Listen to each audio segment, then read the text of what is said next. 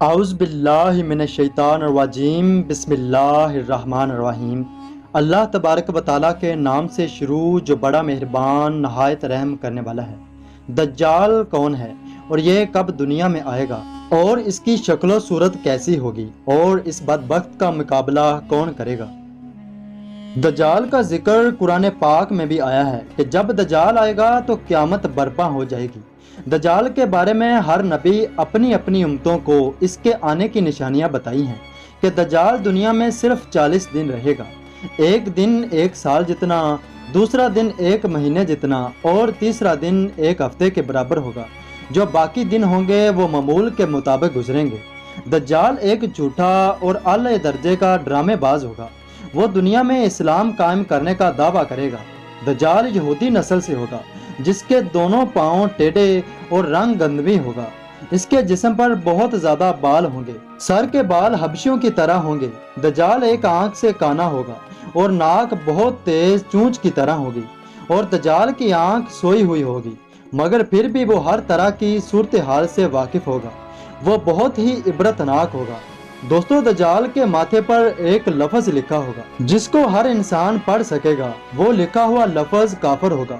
دجال ہر انسان کے دل میں وسوسے ڈالے گا، یعنی وہ ہر انسان کو بدگمان کرے گا، اور جو لوگ دجال کی ان گھٹیا باتوں پر یقین کریں گے وہ لوگ ایمان سے خارج ہو جائیں گے، کیونکہ وہ نبوت اور خدائی کا دعویٰ کرے گا۔ دجال کی جو سواری ہوگی اس کے دونوں کانوں کا درمیانی فاصلہ 40 گز ہوگا۔ دجال تمام مسلمانوں کو پانی کی نہریں دکھائے گا، اور زمین کے نیچے جو خزانے پڑے ہیں وہ اس خزانے کو باہر نکال کر مکھیوں کی طرح زمین پر بچھا دے گا۔ جو شخص اس کی خدائی پر ایمان لے آئے گا دجال اس پر ہر طرح کی بارش برسائے گا۔ اس کے بعد دجال درختوں پر پھل بھی لگائے گا تاکہ مسلمانوں کا یقین مجھ پر اور بڑھ جائے۔ دوستو، دجال تمام لوگوں سے کہے گا کہ میں اگر تمہارے والدین کو زندہ کر دوں تو کیا تم لوگ میری خدائی کا اقرار کرو گے؟ لوگ دجال کی بات مان جائیں گے۔ پھر دجال کے شیطان ان کے ماں باپ کی شکلوں میں آئے گا۔ اس پر بہت سے لوگ ایمان سے ہاتھ دھو بیٹھیں گے۔ دراصل دجال نے مسلمانوں کے ایمان کو ختم کرنا ہے۔ دوستو، دجال کی رفتار تیز آندھیوں کی طرح اور بادلوں کی طرح رواں ہوگی۔ دجال پھر مکہ مکرمہ میں گھسنا چاہے گا، لیکن وہاں بہت سے اللہ تعالیٰ کے نیک فرشتے پہرے لگا کر بیٹھے ہوں گے، جس کی وجہ سے وہ مکہ مکرمہ میں گھس نہ پائے گا۔ اس لیے وہ ذلیل و خوار ہو کر واپس مدینہ منورہ میں آئے گا۔ مدینہ منورہ کے 7 دروازے ہوں گے اور ہر دروازے پر ایک فرشتہ پہرا لگا کر بیٹھا ہوگا، لہذا وہاں سے بھی نامراد مایوس ہو کر واپس آ جائے گا۔ اس سلسلے کے دوران مدینہ منورہ میں زلزلہ آئے گا جو 3 دن لگا رہے گا۔ زلزلے سے گھبرائے ہوئے مدینہ منورہ کے لوگ ایمان چھوڑ کر شہر سے باہر نکلیں گے۔ جب دجال کو پتہ چلے گا کہ مدینہ منورہ کے لوگ بھاگ کر جا رہے ہیں تو وہ ان لوگوں کو اپنی طرف مائل کرنے کی کوشش کرے گا اور اپنے جال میں پھنسائے گا اور ان کو اپنا شکار بنا لے گا۔ آخر وہاں کے بزرگ مل کر یہ فیصلہ کریں گے کہ دجال کو قتل کر دیں۔ وہ بزرگ ایک لشکر میں پہنچ کر اس دجال کو سارا واقعہ بیان کریں گے، مگر لوگوں کو ان کی باتیں ناگزیر گزریں گی اور وہ ایسا کرنے سے روکیں گے کہ ہمارا خدا دجال کو قتل نہ کریں۔ چنانچہ ان بزرگوں میں سے ایک بزرگ کو دجال کے پاس لایا جائے گا تو وہ بزرگ زور سے بلند آواز میں کہے گا کہ تو ہی دجال ملعون ہے، اور ہمارے رسول صلی اللہ علیہ وآلہ وسلم نے ہمیں تیرے بدبخت کے آنے کی خبر دے دی تھی۔ دجال یہ بات سنتے ہی بھڑک اٹھے گا اور اس بزرگ کو قتل کرنے کی دھمکی دے گا۔ دجال کے کہنے پر فوراً دجال کے اہلکار اس بزرگ کے 2 ٹکڑے کر دیں گے۔ پھر دجال لوگوں سے کہے گا کہ اگر میں اسے زندہ کر دوں تو تم مجھے اپنا خدا تسلیم کرو گے۔ یہ سن کر کچھ لوگ کہنے لگے کہ ہم نے تو پہلے ہی تمہیں اپنا خدا مانا ہے، البتہ یہ حادثہ دیکھ کر ہمیں اور بھی یقین ہو جائے گا۔ پھر دجال اس بزرگ کے دونوں ٹکڑوں کو اٹھا کر زندہ کرنے کی کوشش کرے گا، اور وہ بزرگ اللہ تعالیٰ کے حکم سے زندہ اٹھ کر کھڑا ہو جائے گا اور دجال سے کہے گا کہ اب تو مجھے اور بھی اعتماد ہو گیا ہے کہ تو ہی سرکش دجال ہے۔ پھر دجال اسے اپنی جہنم میں پھینکے گا، مگر وہ آگ مسلمانوں کے لیے حرام ہوگی۔ اس کے بعد دجال شام کا رخ کرے گا، لیکن دمشق پہنچنے سے پہلے ہی حضرت امام مہدی علیہ السلام وہاں تشریف لے آئیں گے۔ دوستو، قیامت کے دن سب سے پہلے آنے والی نشانی دجال کی ہے۔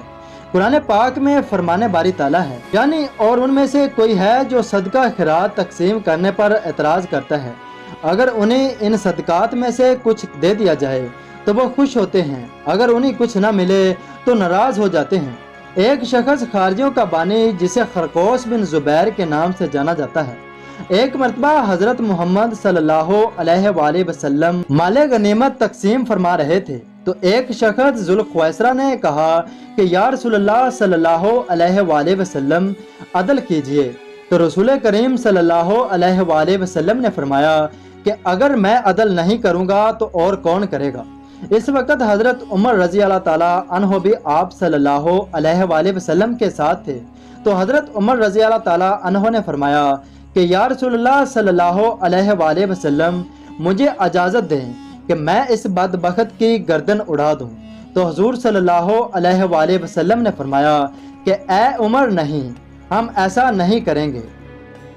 دوستو، امام مہدی علیہ السلام شام پہنچتے ہی جنگ کی تیاری شروع کر دیں گے، لیکن صورتحال اس وقت بظاہر دجال کے حق میں ہوگی، کیونکہ وہ امام مہدی علیہ السلام کے آنے سے پہلے ہی اپنی طاقت کے زور پر پوری دنیا کو اپنی طرف مائل کر چکا ہوگا۔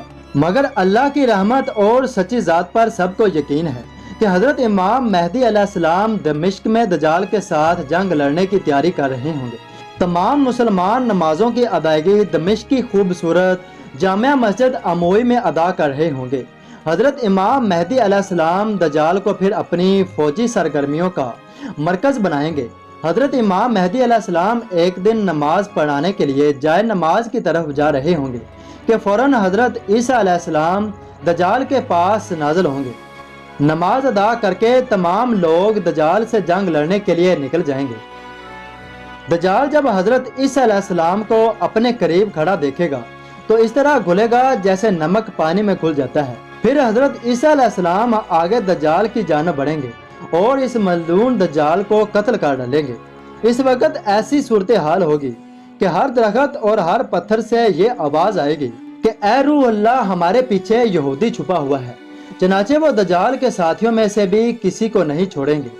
اس کے بعد حضرت عیسیٰ علیہ السلام سلیب کو توڑ دیں گے، یعنی اس خنزیر دجال کو قتل کر کے جنگ کا خاتمہ کریں گے، اور اس کے بعد مال و دولت کی ایسی فراوانی ہوگی کہ کوئی اسے قبول کرنے والا نہ ہوگا۔